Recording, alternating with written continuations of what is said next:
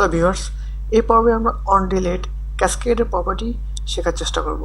শুরুতে আমরা আগের মতো শপ নামে একটা ডেটাবেস ক্রিয়েট করে নিব এবং ওই ডেটাবেসের কোয়েরিটা সম্পূর্ণ আগের ভিডিওর কোয়েরি থাকবে। আপনারা আগের ভিডিও যারা দেখেননি তারা একবার দেখে নিতে পারেন। এখানে আমরা জাস্ট একটা চেঞ্জ করব, সেটা হচ্ছে এখানে আমরা স্ট্রিংয়ের প্রপার্টিটা বলে দিব অন ডিলেট ক্যাসকেড। আমরা কোয়েরিটা কপি করলাম, এক্সিকিউট করলাম। ডিসক্রিপশন সেকশনে আপনার কোয়েরিটা পেয়ে যাবেন। এখন আমরা যদি একটু যাওয়ার চেষ্টা করি ফরেন কি টেবিলে, স্ট্রাকচার, রিলেশন ভিউ, যে কনস্ট্যান্ট আমরা ইউজ করেছি, এখন আমরা দেখতে পাচ্ছি যে অন ডিলেট ক্যাসকেড নামে একটা প্রপার্টি আমাদের চলে এসেছে, যেহেতু আমরা বলে দিয়েছিলাম এখানে আমাদের অন ডিলেট ক্যাসকেড।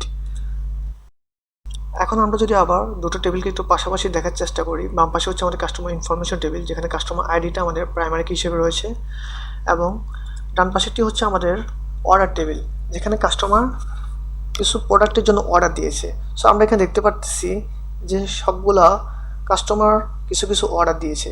এখন আমরা প্রাইমারি কি যে টেবিলে রয়েছে, আমরা সেই টেবিলে কাস্টমার ইনফরমেশন টেবিলে একটু ফিরে যাই। সো আমরা যদি এখন একটু প্রাইমারি কিটাকে ডিলিট করতে চাই,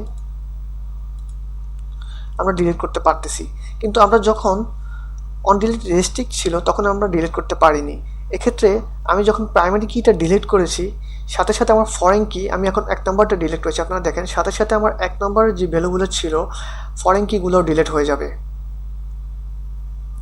আপনারা এখন দেখতে পাচ্ছেন যে 1 নম্বরে সকল ইনফরমেশন ডিলিট হয়ে গিয়েছে।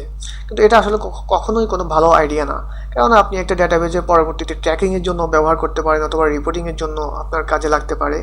আপনি চাইলে আবার ফরেন কি টেবিলের যে কোনো ভ্যালু আলাদাভাবেও ডিলিট করতে পারবেন। আশা করি আপনারা ব্যবধানটা বুঝতে পেরেছেন। ধন্যবাদ সবাইকে।